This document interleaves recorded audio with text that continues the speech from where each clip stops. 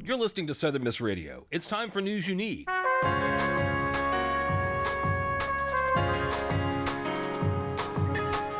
News You Need is a look at current events and how they affect the college community and beyond.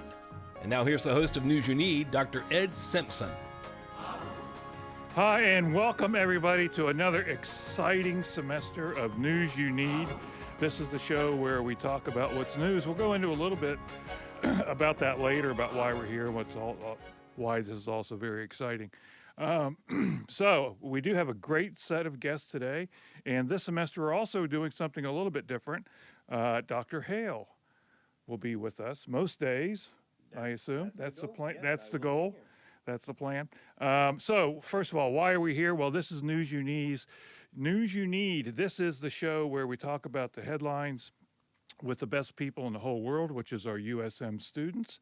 And what we do is we see what our students are thinking about some of the top news of the day. And the reason we care, and Dr. Hale, feel free to jump in here at any point, is that news is the weather report for your society, right? It's the idea that you need to know the issues that are affecting you and your community in order to make decisions. And so the only way to make those decisions is to know what's going on. That's why we're here. That's why we're so excited about it, and that's why we want to talk about it. So let's introduce ourselves real quick. Why don't we go start with you? Tell us who you are, what your name is, maybe your major, your hometown, what organization you're with. Hi, my name is Tiana Monroe. I'm from Vicksburg, Mississippi. I am a junior biochemistry major, and I am here with Delta Sigma Theta Sorority Incorporated. All right. Hi, my name is Alexis Smith. I'm from Grenada, Mississippi. I'm a junior biological sciences major with the emphasis in biomedical, and I'm also here with Delta Sigma Theta. Excellent. I guess I'll say something as well. Absolutely, you should. Yes, so I am Dr. Brent Hale. You please call me just Brent while we're doing Just this. Brent, Good grief. absolutely. Let's not be that formal. And so I am an assistant professor here in the School of Media and Communication. Very excited to be back on the show again. I've done this before, and apparently in a couple of weeks, here's something for people to know, or one person to know, that I will be taking over and you will just be gone. That's correct. I will actually be up talking to community colleges on September 20th. So there you go. Okay, so tell me about the sorority. What is it, and what have you all been up to? Well, Delta Sigma Theta Sorority Incorporated was an organization founded to do community service, public research, primarily in the Black community, but in all communities. And recently, with the semester just starting, we've been in our planning processes for everything we're going to do this semester. We recently won some awards with the school, with the MPHC Council. We got Best Programming of last year, the Best Strut and Stroll, which is kind of like our dances in a line. And we also got the Best New Member Presentation, which was our line when we came out to this campus. Wow. Awesome. That's super awesome. So how long you all been around? Since 1913. 19, okay, so you're not a new organization at all. No. Okay. Very seasoned. Gotcha. Strut and what? It was strut/stroll. We call ourselves, we're strutting. It's dancing basically. Yeah. Yeah. So tell me about that. Do you practice that? Yes. Yes, we have a practice lot? today. So all of that isn't just natural. I mean, it's just, you don't just go out and do it. You actually have a routine and you practice. Right. You have to, when it comes to like teaching things and just learning new things in general, you have to like have those sessions where you go and practice so you can perfect them. And that's why we're able to get those awards, because we work so hard and practice and make sure we look good. I'm sure it does. That's great. How many members do you have? We currently have 22 chapter members. That's great. So that's good size? About what you want? Good size. Yeah. All right. Very good. Okay. So talk to me about what are our USM students talking about? What's news with our USM students? Right now, everybody's talking about the game that's going to be tomorrow. Talking about that a lot. Tailgating experiences, because things are a little different this year. MPHC will no longer be in the district. We're going to be at Centennial Lawn doing our tailgating, so there's that. Sigma Week is this week, and so they're doing all of those things. Zeta Week is next week, and they will be doing things. What's next week? So another sorority, Zeta Phi Beta Gotcha. Sorority Incorporated, they have a week of events coming up next week. So they'll be having all their promotion going on social media, so people can tune in and check that out. and the Sigmas, Phi Beta Sigma Fraternity Incorporated had their week this week, and they still have a few events going on, so they're also promoting on social media. Other news? We also have Friday night at Spirit Park tonight in Screaming Eagles. That'll be something really fun for the freshmen because it'll be their first time. Yeah, there you Run go. on the field and So grab tomorrow their is a shirts. home game. Yep. Yes, Brent, the are you first going? home game. Am I going to be there? You're going to be there? No, I'll be with the kids. Yeah, there you go. But your own kids. Yeah, with my kids. Yeah, as opposed to mine. our student kids. Okay. You guys are going to the game? Yes. What's the over-under? Anybody heard? Who are we playing? Yeah, who are we playing? Tremendous. So both of our regular listeners to this show know that this is not where you go for sports information. I am not a sports dude. But anyway, so there you go. So it's exciting. Well, this is also First home game of also the a This year. big weekend week is football. also Black and Gold weekend, so Yes, there'll it be a is. lot of prospective students on campus as well. So it'll be extra busy with first game plus Black and Gold Day. Yeah, it is. And I keep forgetting that I have to go to Black and Gold Day tomorrow. Yeah. So yeah, there you go. Yeah, exactly. Okay, so that's all very exciting. So our students what are they talking about that's in the news? The upcoming election, it is 2024. Interesting. Okay, so what are our students talking about in terms of the election?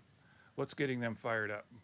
I feel like just the opportunity to, I feel like it's the opportunity to, some people are participating in their very first presidential election, so people are trying to rally up voters. There's been a lot of voter registration events going on campus, and there's going to continue to be a lot until the deadline to register, which I believe is in October. So I think that's really what's getting the students rallied up for the election, because as you know, your votes matter, and this is their first opportunity to actually decide, have a hand in deciding where the country goes at this point. That's great perspective. I feel like everybody's kind of, because our campus is a very inclusive campus, so we have people from everywhere, different types of backgrounds and everything, and so our campus kind of is split on this. Our campus isn't just one way in the Our campus isn't just one way in the election. We have some students who want Kamala to win. We have some that want Trump to win, and you do see those people talking about it on their social media platforms and different things. And I think it's just important that throughout this election, we do have our own minds, but we also respect everybody else's opinion without it becoming a big problem on our campus. Okay, well, I will say, I've been talking about this for almost 2 years now. This is the first time, unprompted, that I've had our USM students say, hey, we're watching the election. Lillian, wouldn't you agree? Yeah. So what is it about this election that's getting through to our students? I just think, me personally, I feel like this election is a big turning point. It's, for lack of better words, in my opinion, I feel like it's kind of do or die. This is a very big election, in my opinion, compared to all the previous elections that I watched and just had to watch because I wasn't legally able to vote. And to have my introduction into a presidential election voting to be this election, it just feels big because we have two very different candidates from two very different parties with two very different views. And I really feel like, for me personally, with my background and the person that I am, and what could potentially happen given if we get a certain candidate, it's just really important to me that my voice is heard. You know what? That's great perspective. We're going to pick up with why, what are those two perspectives, and why it might be a turning point on the other side of the break. Southern Miss Radio is home to Don Rodney Radio's Rhythm and Blues Show. WUSM, Southern Miss Radio, 88.5, Don Rodney Radio's Rhythm and Blues Show. Another summertime song. I love this. Don Rodney Radio spotlights the composers and performers of Mississippi Delta blues, such as Charlie Patton, Mississippi John Hurt, Robert Johnson, and more. Here on Southern Miss Radio, Sundays from noon until 2. Hey America, we need to have a little talk. We've got a lot of food in this country, so how are 17 million kids in America struggling with hunger? That's why the Feeding America nationwide network of food banks gathers surplus food and gets it to hungry kids who need it. Support Feeding America and your local food bank at feedingamerica.org. To help solve hunger in Mississippi, contact Mississippi Food Network or visit feedingamerica.org. Brought to you by Feeding America and the Ad Council. All right. All right, so we're back, and where we left off, we're talking about the election. So, like, what is making this so kind of energetic for the students on campus? What do you think is really contributing to that? I mean, we've got the two very different candidates. Is there something that really seems to be resonating that people are like, I want to be involved, or is it just the first opportunity sort of thing? I'll say for me personally, I know that for Trump, it's just a lot of his viewpoints I don't agree with. I can't allow myself to agree with it morally and how I was raised. And then also with him, I just feel that voting towards him would just make my situation worse. And then also I think it's stuff like that. People want to fight for themselves, advocate for themselves. And we also have Kamala, who is a person of color, and she's a woman. And that would be the first woman president ever if she does get elected. And so I feel like as that women, now we're going to sit there, we're going to step into this election too. Young girls, we look up to her, we see what she's doing, we want to promote her. So there's that kind of new kind of freshness that's very interesting. I mean, you and I are both old enough to remember the last time that this was a possibility in 2016, right? Indeed. We had another woman who was right up there ready to be elected, and even the polls said she was going to, and then she didn't. Yep.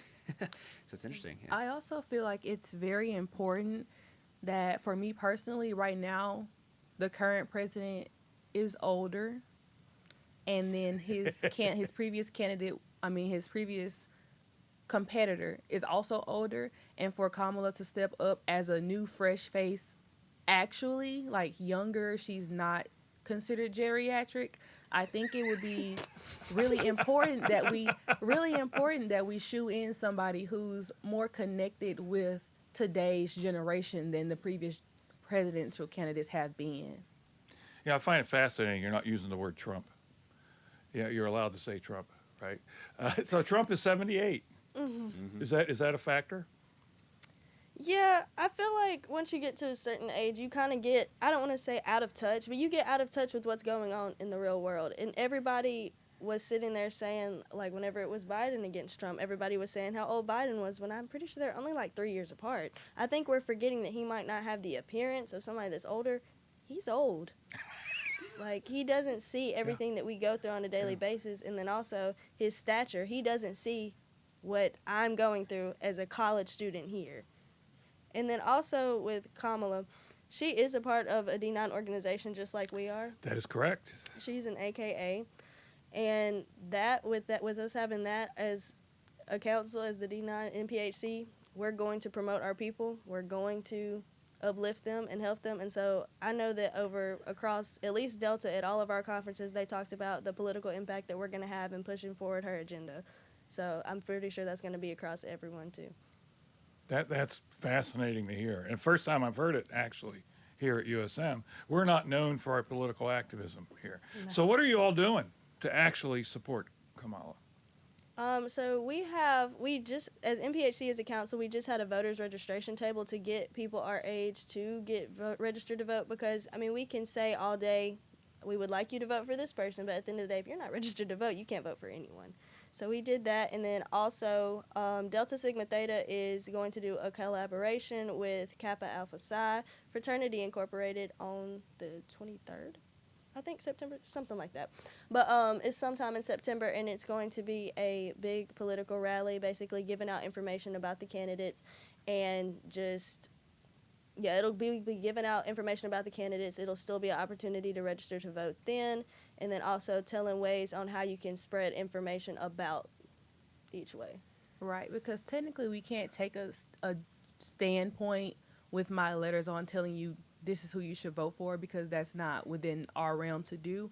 But what we are able to do is to give information on both candidates and allow the voters to use their discernment to decide who they want to vote for and who they feel is best for the country.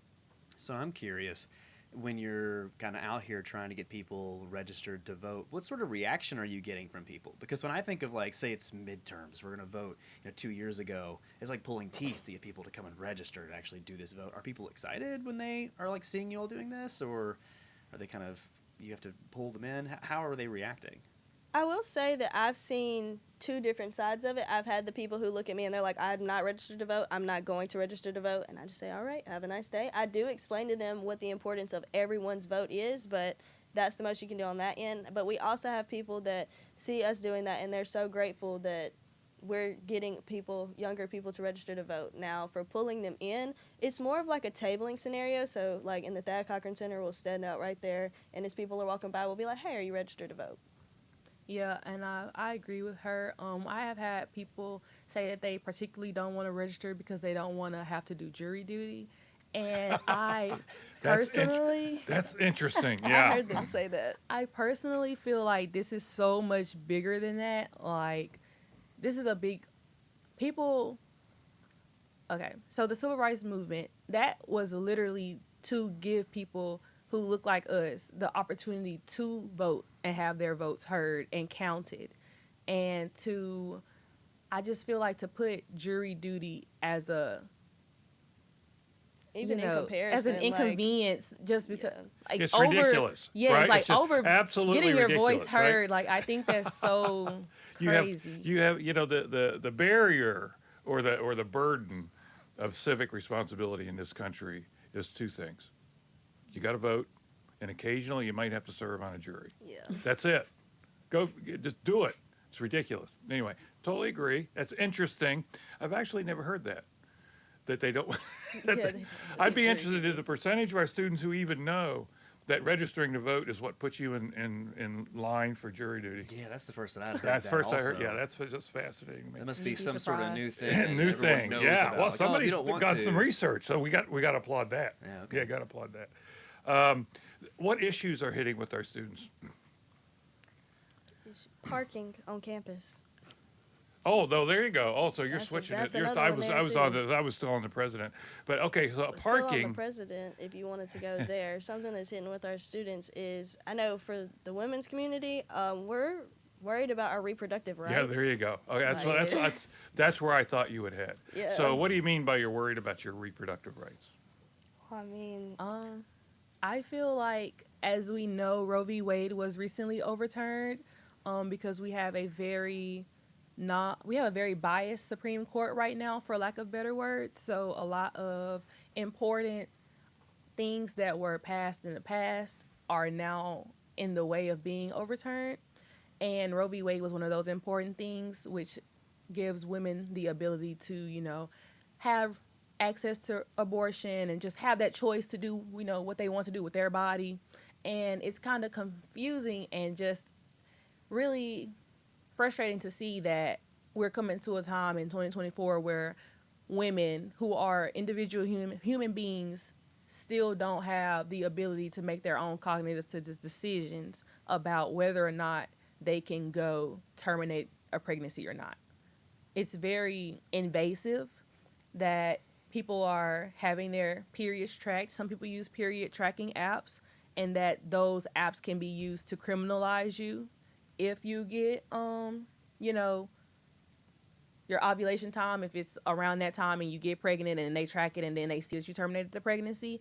That things like that is very concerning for women because it's really not anybody else's business. yeah. So I haven't heard that particular wrinkle. So they're asking for information from that app in order to determine or take a good guess on how long you've been pregnant. Yes, we have. Okay, so I don't know about everybody. I have an app on my phone that does track my cycle. It tracks my ovulation, anything like that. I have an app on my phone. But apps like that can, I don't want to say sell that information, but give that information away. The government has access to it. And so if they really wanted to, they could look and be like, oh, she was on her period for this amount of days. This is when she ovulated.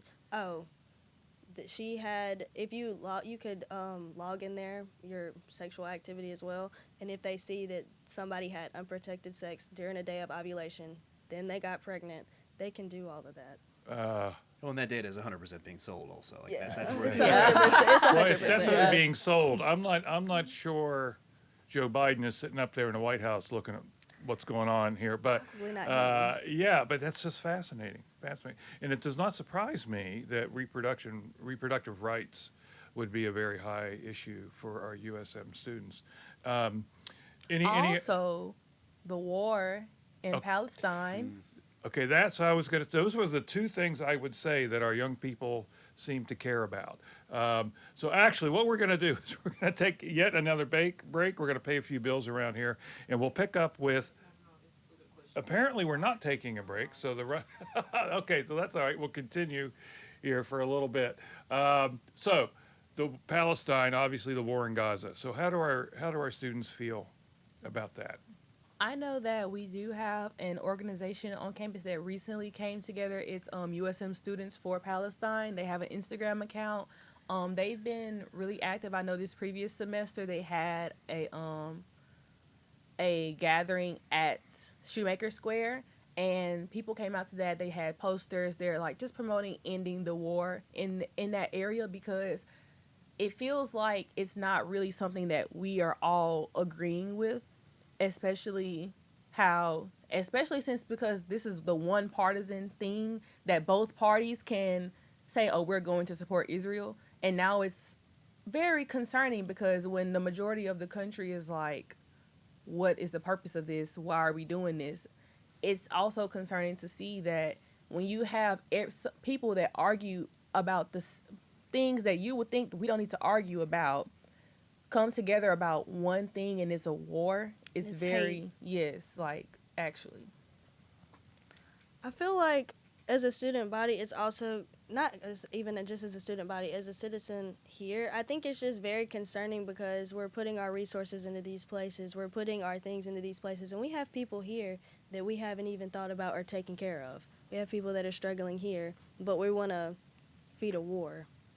We have bigger things to worry about also. There are other countries that don't like the United States also, and we're not worrying about that. We're over here helping these people fuel hate for no reason. When you say these people, you mean Israel? Yes. So you want the United States to stop providing arms to Israel, to stop providing aid to Israel because Israel is invading Gaza? What do our students want? That. I feel like I feel like we agree. Yes, the students want the United States to stop fueling the hate that's going on in Gaza right now. Okay, interesting. That is my understanding of kind of where the demographic of an undergrad. That's the general position that a lot of folks do seem to take. So I'm not surprised to hear that, and to hear that reproductive rights is the other kind of major driver. That's 100% what I would have expected here. Yeah. Is there any other issues that are driving young people interest in the presidential election? There was a school shooting yesterday. Well, there you go. I was going to get to that, and I find that fascinating that you would bring that up within the context of the presidential election. So do you think that's a reasonable issue to talk about within the context of electing a president? Yes, because the reason that we cannot gain gun control is because the NRA is lobbying, and not only that, they make so much more money, because instead of saying, oh, let's control who can have access to guns, they're saying, oh, let's give guns to teachers. Let's put more security in schools. Let's give them guns, which fuels more money into the NRA. Okay, we're gonna interrupt and take a little. Now we are indeed. Yeah, I'm getting a nod from my engineer. We are gonna take a break, pay a few bills, and then we're gonna pick up with the idea of gun control, which is where we're heading on the other side. Southern Miss Radio and T-Bone's Records and Cafe team up to bring you the pick of the litter. That's a new CD we both think is significant and worthy of support. When you purchase the pick of the litter at T-Bone's Records and Cafe, you are not only getting a great new CD at a discount, but part of your price goes to Southern Miss Radio. Support your community radio station and partake in great music at the same time. Hot dog! The pick of the litter is the new album from Remy Wolf, entitled Big Ideas, featuring the song Soup.